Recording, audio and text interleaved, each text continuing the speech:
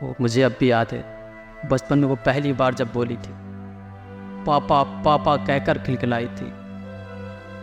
वो उस दिन भी बहुत रोई होगी, पापा पापा कहकर चीखी चिल्लाई होगी।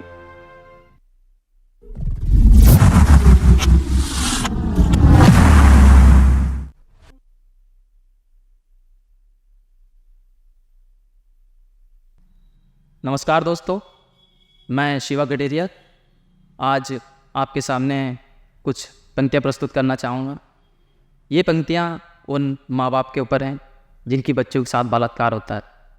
जैसा कि हमें सुनने में आता है, कभी 7 साल के बच्चे के साथ, कभी 8 साल के बच्चे के साथ, कभी मेडिकल की छात्रा के साथ रेप होता है, बलात्कार होता है, जघन्य अपराध होता है। उन माँ बाप के ऊपर क्या बीतती होगी, हमें सोच कर भी हमारी रूह कांप जाती है। तो उन पर क्या बीतती होगी जिनके स्वयं की बेटी होती। तो उस पीड़ित पिता के कुछ शब्द हैं और वो अपनी बच्ची के बचपन को याद कर रहा है और कहता है, वो मेरी बिटिया रानी थी, पढ़ने में बहुत सयानी थी, वो हंसती बहुत प्यारी थी, पूरे घर की राज दुलारी थी। वो मेरी बिटिया रानी, वो घर के आंगन में चिड़िया सी चहकती थी, उसके होने से घर की दीवारें भी महकती थी। जब वो पहली बार अपने पैरों पर चली थी, सीधे मेरे गले आ लगी थी। वो मेरी बिटिया रानी थी, वो मेरी बिटिया रानी थी।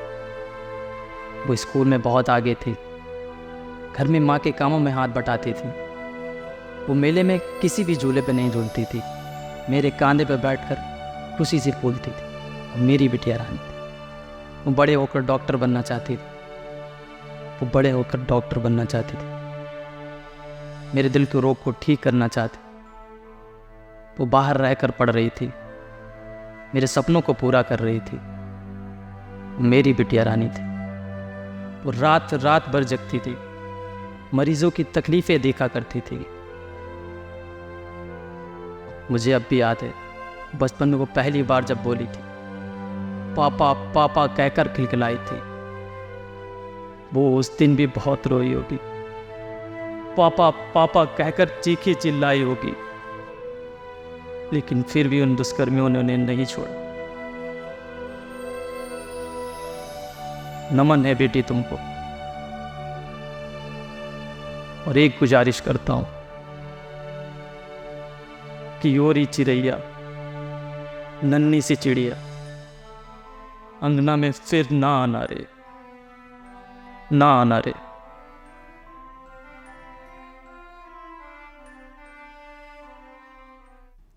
तो दोस्तों, कैसे लगी आपको ये कविता, कमेंट करके बताइएगा और शेयर कीजिए, सब्सक्राइब कीजिए और बने रहिए किस्से अनरिकॉर्डेड के साथ। एक नई कविता के साथ जल्दी मुलाकात होगी।